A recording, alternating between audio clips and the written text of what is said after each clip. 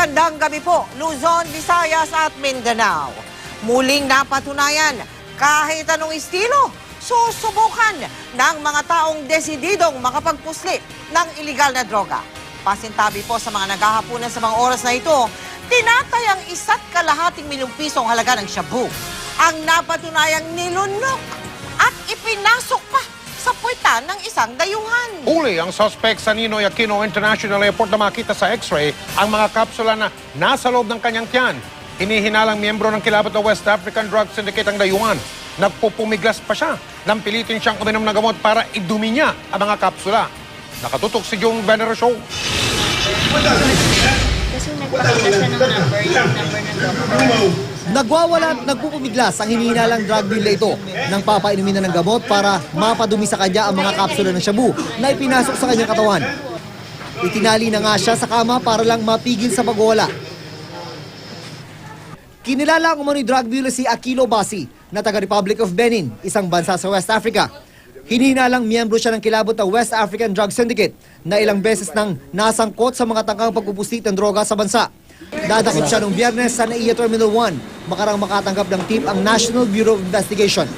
Una siyang naharang ng immigration officers dahil nagdududa ang mga ito sa suspect.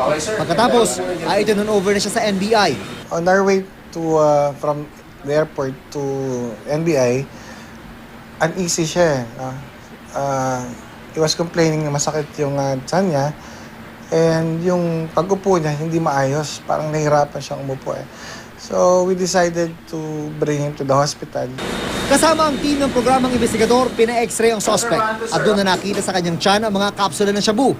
Makikita sa x-ray ng tiyan ng suspect kung gaano karami ang kapsula ng shabu na nasa loob ng kanyang katawan. Pag sumabog to, yung nasa katawan, mamatay yung tao. Hanggang ngayong hapon, may lumalabas pa rin kapsula na may lamang hinihinalang shabu tuwing dudumi ang suspect. Sample pa lang ito ng mga shabu na nakuha mula sa katawan ng hinihinalang drug deal na nahuli nga ng NBI. Sa tansya ng NBI, nasa 60 kapsula na tulad nito ang pwersahang ipinasok sa loob ng katawan ng suspect. Nang makausap namin si Basi, sinabi niyang wala raw pubersa sa kanya. 40 kapsula raw ang kanyang nilunon. Sinusundan niya raw ng inom ng tubig ang kada lunok ng isang kapsula.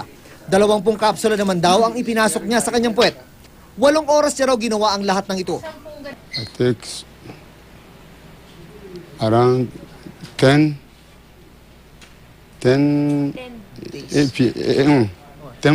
p.m. I finish 6 o'clock morning.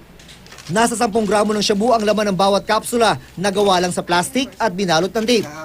Kabuuang 600 hanggang 700 gramo ng shabu ang ipinasok sa loob ng katawan ng suspect. Nasa 1.5 million pesos ang halaga nito. Sabi ng suspect, isang kaibigan daw ang nagbigay sa kanya ng mga droga. $4,000 daw ang kapalit kapag matagumpay na nailusot sa Pilipinas ang mga dala. I get problem.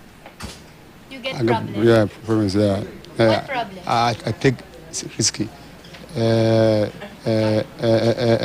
Money problems. Money problems. Yeah. You need My money. family. Sabi ng NBI, ito ang unang pagkakataon na may nahuling drug deal sa Pilipinas na may droga pa sa loob ng katawan. June Veneracion, nakatutok, 24 oras.